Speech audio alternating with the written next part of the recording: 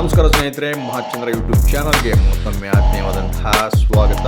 ಸ್ನೇಹಿತರೆ, ರಾಜ್ಯ ಸರ್ಕಾರಿ ನೌಕರರ ಸಂಘ ಸರ್ಕಾರಿ ನೌಕರರ ಪರವಾಗಿ ಈ ಹೊಸ ವರ್ಷದಿಂದ ಅಂದರೆ ಜನವರಿ ಶುರುವಾದಾಗಿಂದ 1ನೇ ತಾರೀಕಿನಿಂದ ಇಲ್ಲಿಯವರೆಗೆ ನೌಕರರಿಗಾಗಿ ಯಾವ ಕೆಲಸಗಳನ್ನು ಮಾಡ್ಕೊಂಡ್ಬಂದಿದೆ, ಯಾವ ಕೆಲಸದಲ್ಲಿ ಯಶಸ್ವಿಯನ್ನು ಕಂಡಿದೆ. ಸೊ ಇದರ ಒಂದು ಪಕ್ಷಿ ನೋಟ ನಾನು ನಿಮಗೆ ಈ ವಿಡಿಯೋನಲ್ಲಿ ತಿಳಿಸ್ಕೊಡ್ತಾ ಇದ್ದೀನಿ. ಆ ವಿಡಿಯೋ ನೋಡಿದ ತಕ್ಷಣ ನಿಮಗೆ ಏನಾದರೂ ಖುಷಿ ಆಯಿತು ಅಂದರೆ ಲೈಕ್ ಮಾಡಿ, ಕಮೆಂಟ್ಸ್ ಮಾಡಿ, ಅಥವಾ ನಿಮಗೆ ಏನು ಇಷ್ಟ ಆಗಲಿಲ್ಲ ಅಂತಂದ್ರೂ ಕೂಡ ಕಮೆಂಟ್ಸ್ ಮಾಡಿ ಸ್ನೇಹಿತರೆ. ಆದರೆ ಇದಂತೂ ಸತ್ಯವಾಗಿ ನಡೆದಿರ್ತಕ್ಕಂಥ ಆ ವಿಚಾರಗಳನ್ನು ನಾನು ಇಲ್ಲಿ ವಿಡಿಯೋನಲ್ಲಿ ನಿಮಗೆ ತೋರಿಸೋದಕ್ಕೆ ಬರ್ತಾ ಇದ್ದೀನಿ. ಬನ್ನಿ ಸ್ನೇಹಿತರೆ, ಹಾಗಾದರೆ ಒಂದೊಂದಾಗಿ ನೋಡ್ಕೊಂಬರೋಣ.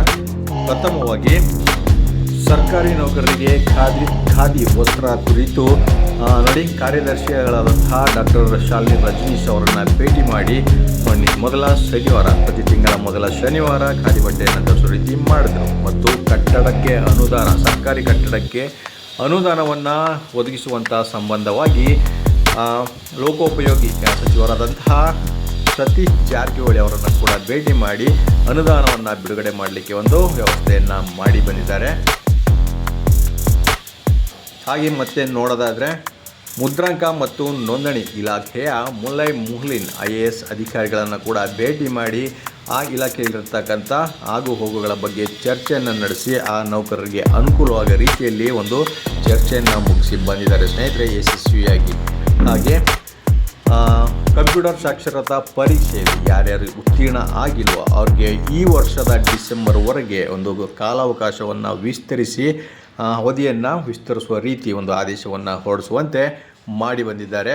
ಹಾಗೆ ನೌಕರರ ಮೇಲಿನ ಹಲ್ಲೆಯ ತಡೆಗೆ ಒಂದು ಕಠಿಣ ನಿಯಮವನ್ನು ರೂಪಿಸಬೇಕು ಅಂತ ಹೇಳಿ ಈಗ ಚೀಫ್ ಸೆಕ್ರೆಟರಿ ಅವರಿಗೆ ಕೂಡ ಒಂದು ಮನವಿಯನ್ನು ಸಲ್ಲಿಸಿ ಬಂದಿದ್ದಾರೆ.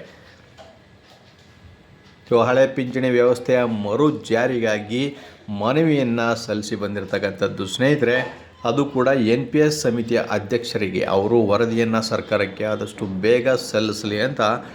ಹಾಗೆ ಆಯುಕ್ತರಾದಂತಹ ಗುರುದತ್ತ ಹೆಗ್ಡೆ IAS ಅವರನ್ನು ಕೂಡ ಭೇಟಿ ಮಾಡಿ ಬಂದಿದ್ದಾರೆ.